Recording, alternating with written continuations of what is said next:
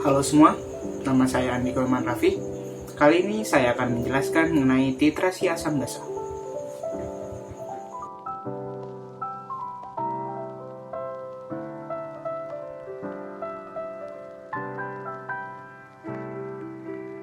Nah, jadi apa sih titrasi itu? Nah, titrasi merupakan cara yang kita lakukan untuk mengetahui konsentrasi sebuah larutan. Caranya adalah yaitu dengan meneteskan sedikit demi sedikit titran atau larutan yang sudah kita ketahui konsentrasinya di dalam biuret, ditetesi sedikit demi sedikit ke dalam titrat atau larutan yang sedang kita cari konsentrasinya yang berada di dalam tabung Erlenmeyer. Nah, jadi ada beberapa istilah yang mungkin baru kita ketahui dalam pembelajaran titrasi kali ini.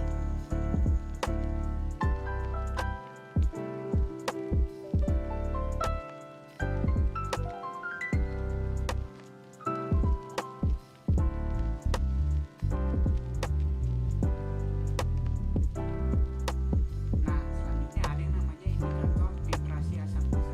Apa sih indikator titrasi asam basa itu? Itu ialah zat warna yang berfungsi untuk memberikan tanda perubahan pada saat titrasi berakhir, yang dikenal dengan istilah titik akhir titrasi. Indikator yang dipakai dalam titrasi asam basa adalah indikator perubahan warnanya yang dipengaruhi oleh pH. Penambahan indikator umumnya hanya 2-3 tetes.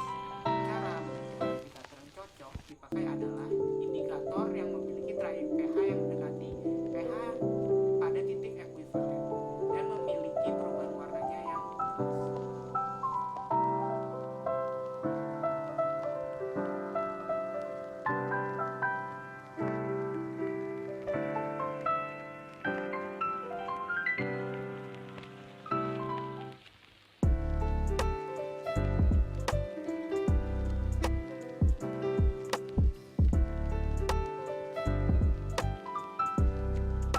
Rumus yang kita gunakan dalam materi titrasi ini adalah N1 kali V1 kali N1 sama dengan N2 kali V2 kali N2.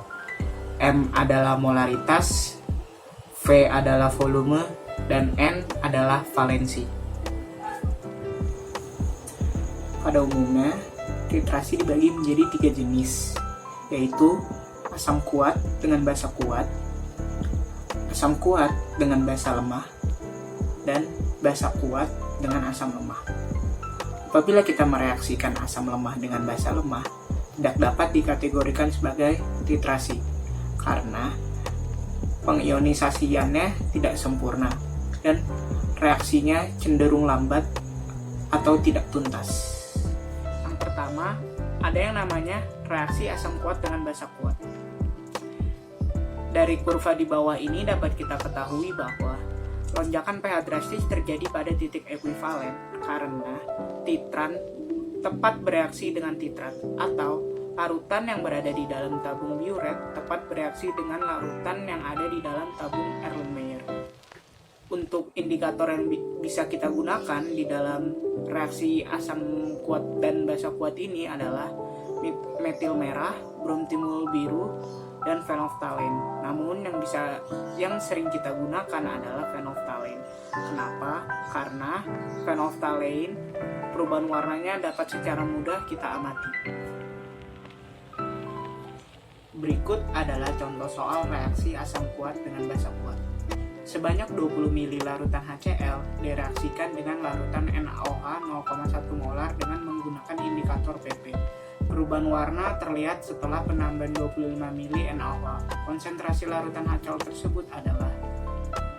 Jadi yang kita ketahui di sini adalah volume si asam atau bisa kita sebut V1 sama dengan 20 ml dan molaritas si basa M2, molaritas NaOH sebanyak 0,1 molar dan volume si basa atau volume NaOH bisa kita tulis V2 sama dengan 25 ml. Kita kerjakan dengan rumus M1 kali V1 kali N1 sama dengan M2 kali V2 kali N2. M1-nya yang ditanya, V1-nya sama dengan 20 mili, dan valensi 1 atau N1 ini valensinya 1 sama dengan M2 sudah kita ketahui 0,1 molar, V2 sudah kita ketahui juga 25 mili, dan valensi 2 valensinya adalah 1. Melalui hasil perkalian ini dapat kita cari molaritas si asam, yaitu sebanyak 0,125 molar atau yang D. Berikutnya yang kedua ada yang namanya reaksi asam lemah dengan basa kuat.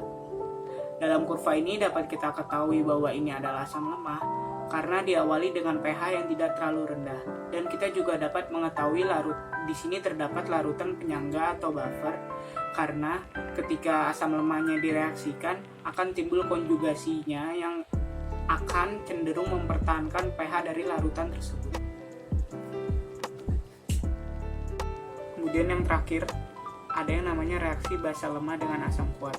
Dari kurva ini dapat kita ketahui bahwa ini adalah basa lemah karena diawali dengan pH yang tidak terlalu tinggi. Kemudian titik ekuivalen pada reaksi ini di bawah 7. Dan terdapat larutan penyangga basa karena apabila basa lemah direaksikan terdapat konjugasinya yang cenderung mempertahankan larutan pH tersebut menjadi basa. Nah, sekian video pembelajaran titrasi asam basa dari saya. Untuk kritik dan saran bisa komen di bawah ya. Jangan lupa like, komen, dan subscribe.